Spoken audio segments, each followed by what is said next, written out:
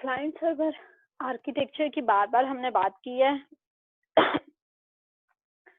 Distributed system model which shows how data are processing in distributed across a range of components. Set of standalone servers which provide specific services such as printing data. Set of clients which call on the services network which allows client to access server. अच्छा, हमने client server architecture की बात की है. तो client server architecture होता क्या है?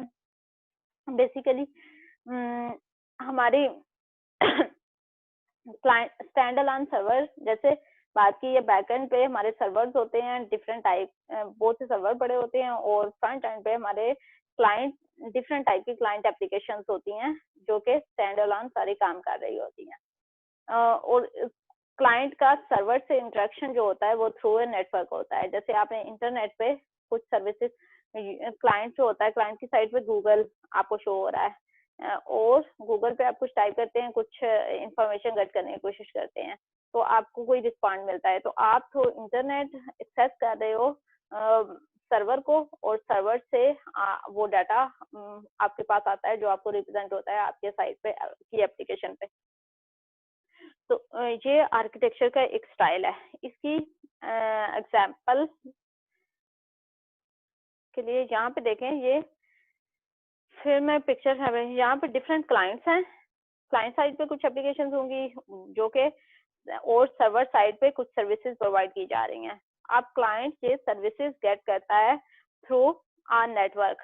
यहाँ पे नेटवर्क के थ्रू क्लाइंट जो है, फॉर एग्जांपल वो कैटलॉग सर्वर को यूज कर सकता है, वीडियो सर्वर जो है वीडियो क्लिप फिल्म्स और ये पिक्चर्स के साथ डील कर रहा है, और ये वाला हाइपरटेक्स्ट के साथ डील कर रहा है. तो जिस टाइप का डाटा क्लाइंट को जो भी इंफॉर्मेशन चाहिए वो पर्टिकुलर सर्वर से वो चीज गेट करता है थ्रू इंटरनेट. ये है client server architecture.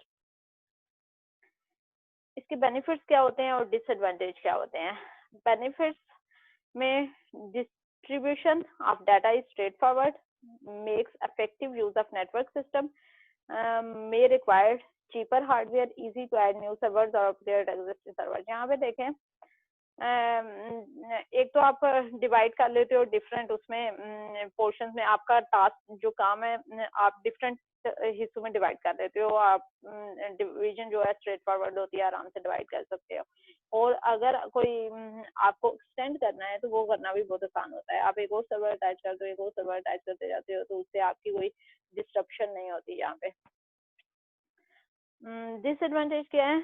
No share data model, so subsystems use different data organization, data interchange may be inefficient, redundant management in each server, no central register of the name the services, it may be hard to find out what services are available. इसके नुकसान क्या है कि एक तो data management जो होता है, सेंट्रल कोई डाटाबेस नहीं है, हर सर्वर अपनी अपनी मैनेजमेंट कर रहा है, और ओवरहेड है, रिडंडेंट मैनेजमेंट हो रही है, और एक सर्वर को बिल्कुल भी नहीं पता दूसरे सारे सर्वर्स कौन सी सर्विसेज प्रोवाइड कर रहे हैं. अगर यहाँ पे एक क्लाइंट आता है उसमें देखना है और कौन सी सर्विसेज प्रोवाइड की जा रही हैं, तो ये सर्वर को कोई इन्फॉर्मेशन नहीं, बाकी सर्वर कौन कौन सी इन्फॉर्मेशन सर्विसेज प्रोवाइड किए रहे हैं, ये बात देखी हुई है. एब्स्ट्रैक्ट मशीन मॉडल की बात करते हैं. Use to model the interfacing of sub system हमारे पास आ गए हैं. हमने कहा सब सिस्टम आपस में इंटरफेस उनका होता है, उन्हें आपस में इंटरलिंक करना होता है, वो एक दूसरे से कम्युनिकेट करने के लिए इंटरफेसेस को यूज करते हैं. एक तो क्लाइंट के का साइड पे इंटरफेस होता है, एक सब सिस्टम का आपस में इंटरफेस होता है. लाइक अगर मैं बात करती हूँ यहाँ पे, ये दोनों आपस में इंटरेक्ट करें, ये दोनों आपस में इंटरेक्ट करें, ये दोनों आपस में इंटरेक्ट करें. Organize the system into set of layers, each of which provides a set of services. Layers में ऑर्गेनाइज कर दिया जाता है. ये एब्स्ट्रैक्ट मशीन मॉडल में सिस्टम को लेयर्स में ऑर्गेनाइज कर दिया जाता है, जिसमें हर लेयर कुछ सर्विसेज प्रोवाइड कर रही होती है. Layer supports the incremental development of the subsystem in different layers. When a layer interface changes, only the adjacent layer is affected. अगर किसी लेयर में कुछ चेंज होता है तो सिर्फ उसके साथ वाली जो लेयर होती है वो अफेक्ट होती है, क्योंकि उसमें वो चीज इम्प्लीमेंट उसकी इंफॉर्मेशन हो रही होती है, बाकी सारी चीजों को लेयर को इफेक्ट नहीं हो रहा होता. However, often difficult to structure system in this way. इसकी कैसे होती है यहाँ पे देखें. जो एब्स्ट्रैक्ट मशीन मॉडल है उसमें हमने कहा कि हम सिस्टम को क्या करते हैं, लेयर्स की फॉर्म में मॉडल करते हैं, और एक लेयर डिफरेंट इंटरफेस जो होते हैं वो सिस्टम के शो होते हैं। जैसे वर्जन मैनेजमेंट सिस्टम की बात करते हैं, ऑपरेटिंग सिस्टम जो है एक डेटाबेस है, देन ऑब्जेक्ट मैनेजमेंट है, वर्जन मैनेजमेंट है। ऑपरेटिंग सिस्टम जो है, अगर यहाँ पे इस इंटरफेस में कोई चेंज आता है तो वो सिर्फ डेटाबेस सिस्टम वाली लेयर को इफेक्ट करेगा, बाकी सारों पे कोई इफेक्ट नहीं आएगा। अगर डेटाबेस में आता है तो वो ऑब्जेक्ट मैनेजमेंट वाली लेयर को इफेक्ट करेगा, बाकी सारे इंटरफेस में कोई इफेक्ट नहीं आएगा। सो ऑन ये ऐसे इम्प्लीमेंट हो रही है। यहाँ पे ये होता है कि हम अगर हमारा सेफ्टी का कोई क्या होता है, जैसे स्टार्टिंग में मैंने जब आर्किटेक्चर एट्रीब्यूट्स की बात की थी, वहां पे हमने बात की थी कि जहाँ पे हमें सिक्योरिटी इम्पोर्टेंट होती है तो हमारी जो चीजें हमें ज्यादा सिक्योर रखनी होती है वो उनको हम जो इंटरनल लेयर्स होती हैं उनमें रखते हैं। कंट्रोल मॉडल्स, हमारा जो सिस्टम स्ट्रक्चरिंग थी पहला स्टेप, दूसरा कंट्रोल मॉडलिंग, देन थर्ड पे था मॉड्यूल डिकम्पोजिशन। तो कंट्रोल मॉडल्स में क्या होता है, are concern with the controlled flow between the subsystem, subsystem के दरमियान कंट्रोल फ्लो के साथ लिंक होता है इनका, distinct from the system decomposition model. Centralised control हो सकता है और इवेंट बेस्ड कंट्रोल हो सकता है। सेंट्रलाइज्ड कोड में जैसे नाम से वो सेंट्रलाइज्ड होगा, one subsystem has one subsystem has overall responsibility for control and starts and stop other subsystem। एक सबसिस्टम की ओवरऑल रिस्पॉन्सिबिलिटी है जो कि बाकी सबसिस्टम के साथ डील कर रहा होता है, उनको स्टॉप स्टार्ट फर्क कर रहा होता है। एक सेंट्रलाइज्ड सिस्टम होता है जो कि कंट्रोल कर रहा होता है। इवेंट बेस्ड कंट्रोल सिस्टम में क्या होता है, each subsystem can respond to externally generated event from other subsystem और अदर सिस्टम, हर कोई रिस्पॉन्ड कर सकता है। या यहाँ पे एक सेंट्रलाइज्ड कंट्रोल सिस्टम होता है जो कि बाकी सारे सिस्टम की स्टार्ट और स्टॉपिंग को वो मॉनिटर कर रहा होता है, कंट्रोल कर रहा होता है, और यहाँ पे जो होता है वो जो इवेंट जनरेट होता है उसके रिस्पॉन्ड में कोई भी सबसिस्टम रिएक्ट कर सकता है। इन दोनों को मैं आपको डायग्राम से दिखाती हूँ, ये देखें, ये सेंट्रलाइज सिस्टम की है। अच्छा, सेंट्रलाइज कंट्रोल में आगे हम उसकी डिटेल देखते हैं। Control subsystem takes responsibility from for managing the execution of other system. एक कंट्रोल सबसिस्टम होगा जो कि बाकी सारे सिस्टम्स को मैनेज कर रहा होगा। इसमें कॉल रिटर्न मॉडल आता है और मैनेजर मॉडल आता है। आगे एक तो कंट्रोल मॉडल्स में दो टाइप्स होती हैं इसकी, सेंट्रलाइज और इवेंट बेस्ड मॉडल। अब कंट्रोल जो सेंट्रलाइज है उसकी आगे दो टाइप है। सेंट्रलाइज में हमने कहा एक सेंट्रल सिस्टम होता है जो कि बाकी सबको मैनेज कर रहा होता है, उसकी आगे दो टाइप्स हैं, कॉल रिटर्न मॉडल और मैनेजर मॉडल। कॉल रिटर्न में क्या होता है, top down subroutine model where control starts at the top of the subroutine hierarchy and moves downwards, applicable to sequential system। Manager model क्या होता है, applicable to concurrent system, one system component control the stopping, starting and coordination of other systems, processes can be implemented in sequential। अच्छा, call return और manager system के हम example देते हैं। ये देखें, कॉल रिटर्न में क्या लिखा हुआ था, top down subroutine model. ये मेन प्रोग्राम होता है, ये आप रिस्पॉन्सिबल होता है इन तीनों के लिए। अब ये जो है रूटीन 1 ये रिस्पॉन्सिबल 1.1 और 1.2 के लिए। अब 1.1 जो होगी वो रिस्पॉन्सिबल होगी आगे 1.1.1, 1.1.2 सो ऑन। तो ये इस तरह से चलता रहता है कोड। और रियल टाइम सिस्टम कंट्रोल कैसे है, ये सिस्टम कंट्रोलर है, सेंट्रलाइज कंट्रोलर है जो कि बाकी सारे के एग्जीक्यूशन को कंट्रोल कर रहा है। सेकंड था हमारे पास इवेंट ड्रिवन सिस्टम।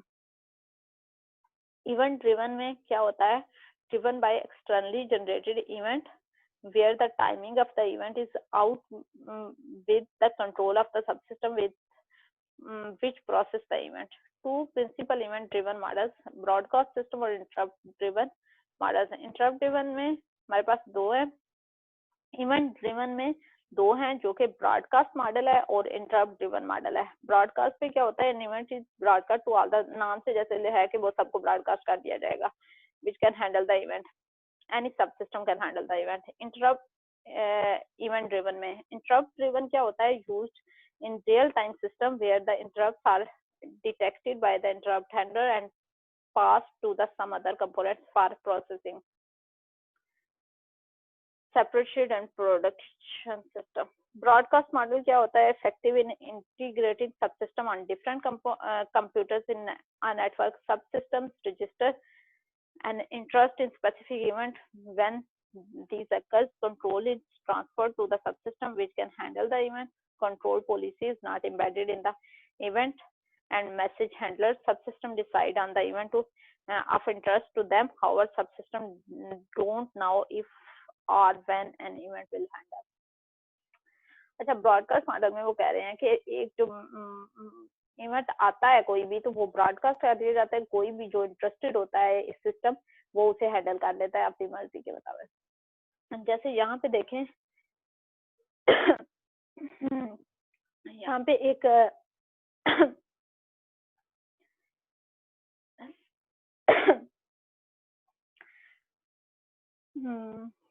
यहाँ पे डिफरेंट आपको शो होंगे, ब्रॉडकास्ट कर दिए जाएंगे. अब जो सा सब सिस्टम हैंडल करना चाहेगा वो उसको हैंडल कर लेगा. फॉर एग्जांपल इधर मैंने एक कर दिया, इधर एक कर दिया, इधर भी एक कर दिया. अब सब सिस्टम 3 जो है ये इस इवेंट में इंटरेस्टेड है, तो वो इसे हैंडल कर लेगा. जो सिस्टम इंटरप्ट ड्रिवन सिस्टम में क्या होता है? Used in real time system where fast response to an event is essential. There are known interrupt types with a handler defined for each type. Handler बनाए होते हैं जिसमें किसने इसे हैंडल करना है. Each type is associated with the memory location and hardware which causes transfer to the handler. Allow fast response but complex to program and difficult to validate.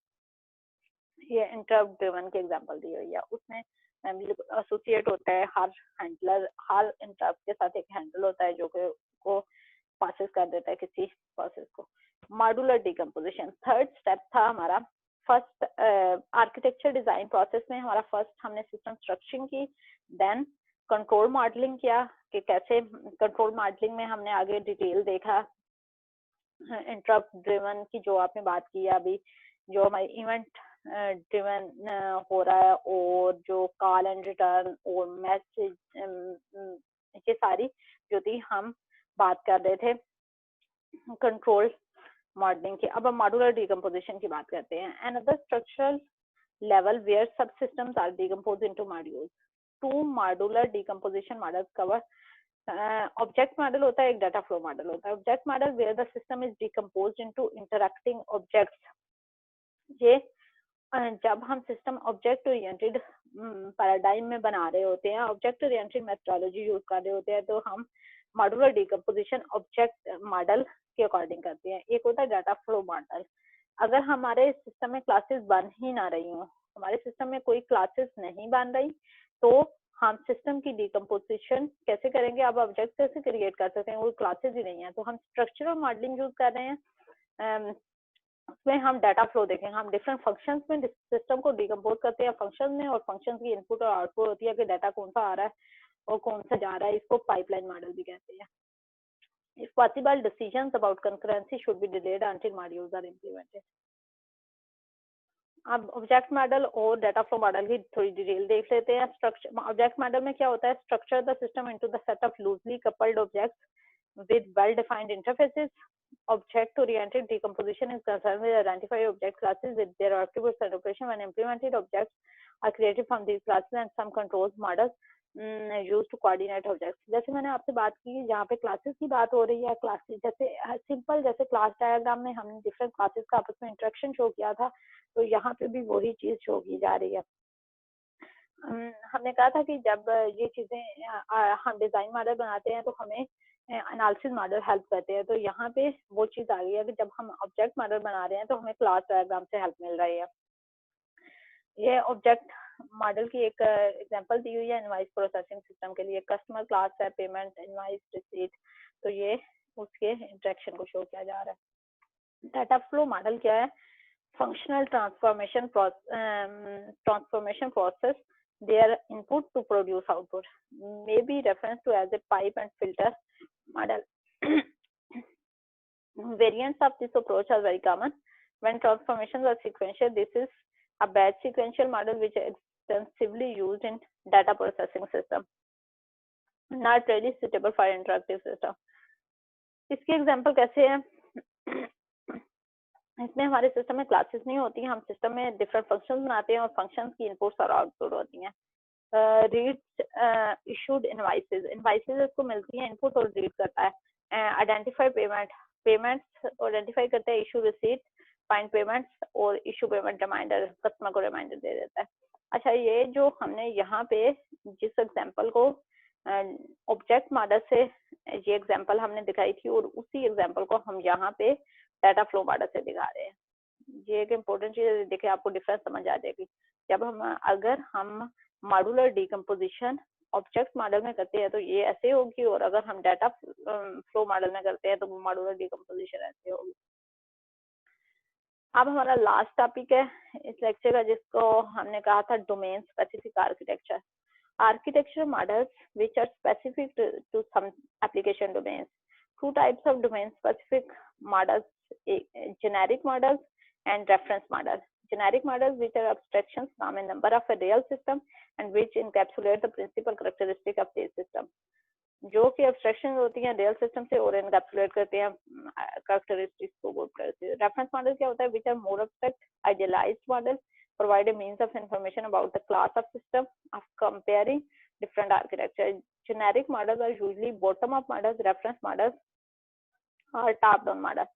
यहाँ पे आप देखें जो जेनेरिक मॉडल्स होते हैं वो बॉटम अप होते हैं और रेफरेंस मॉडल जो होते हैं वो टॉप डाउन मॉडल की अप्रोच को यूज कर रहा होता है. Generic model compiler model is well known example, although other model exist in more specialized application domain like lexical analyzers, symbol table, syntax analyzer, syntax tree. Generic compiler model may be organized according to different architecture model.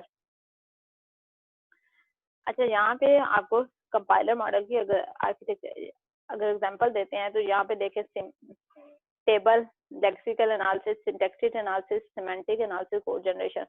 जो भी compiler होता है वो इसी के according चल रहा होता है. टोटल जे जेनेरिक उसका प्रोसेस दिया गया है. जो जेनेरिक मॉडल होते हैं हम उसमें अपनी मर्जी से अपनी एप्लीकेशन के अकॉर्डिंग चेंजेस कर सकते हैं, लेकिन हम एक जेनेरिक मॉडल को फॉलो करके उसी को आगे यूज कर सकते हैं. लैंग्वेज प्रोसेसिंग सिस्टम के लिए दिया गया है ये.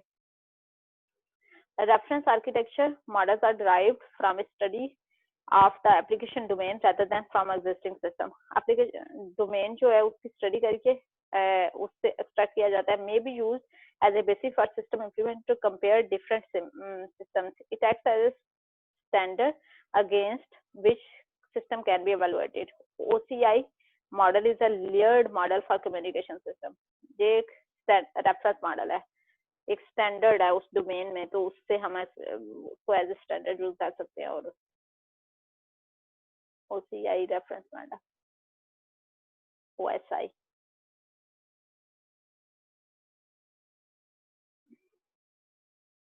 आज के लेक्चर में हमने क्या क्या चीजें देखी हैं? Software architecture is responsible for delivering structure system.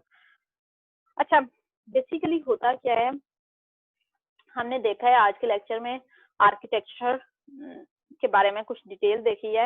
हमने देखा कि आर्किटेक्चर, सॉफ्टवेयर आर्किटेक्चर डिजाइन के अंदर सिस्टम स्ट्रक्चरिंग आता है, कंट्रोल मॉडलिंग आता है और डिकम्पोजिशन, मॉड्यूलर डिकम्पोजिशन आता है. हम लार्ज सिस्टम को रियली कंफर्ट, जो बड़े सिस्टम होते हैं वो सिंगल आर्किटेक्चर को यूज नहीं कर रहे होते, बट मल्टीपल आर्किटेक्चर को कंबाइन करके एक हेट्रोजीनियस आर्किटेक्चर को यूज कर रहे होते हैं. System decomposition model include repository model. जब सिस्टम को डिकम्पोज किया जा रहा होता है तो उसमें repository model, client server model और एब्स्ट्रैक्ट मशीन मॉडल इसको यूज किया जा सकता है. कंट्रोल मॉडलिंग जब कर रहे हैं तो उसमें सेंट्रलाइज कंट्रोल आता है और इवेंट ड्रिवन आता है. सेंट्रलाइज में आगे कॉल वाला हमने देखा था और इवेंट ड्रिवन में भी आगे हमने देखा था कि एक तो हम वो कर सकते हैं, इंटरप्ट ड्रिवन कर सकते हैं. Modular decomposition model include data flow और ऑब्जेक्ट मॉडल्स. डाटा फ्लो, हम अगर ऑब्जेक्ट ओरिएंटेड मॉडलिंग कर रहे हैं तो हम उसमें ऑब्जेक्ट मॉडल यूज करेंगे. अगर हम स्ट्रक्चर मॉडलिंग कर रहे हैं तो उसमें हम डाटा फ्लो मॉडल यूज करेंगे. Domain specific architecture models are abstractions over an application domain. abstraction होते हैं, they may be constructed by abstracting from existing system or may be idealized reference model, idealized model. अच्छा, ये आपकी Somerville की जो book है उसका चैप्टर 10 था। आपने इसको रीड करना है। आपकी रीडिंग असाइनमेंट है कि आपने ये चैप्टर रीड करना है नेक्स्ट क्लास तक। मैं इसमें से कुछ भी क्विज ले सकती हूँ, कुछ पूछ सकती हूँ।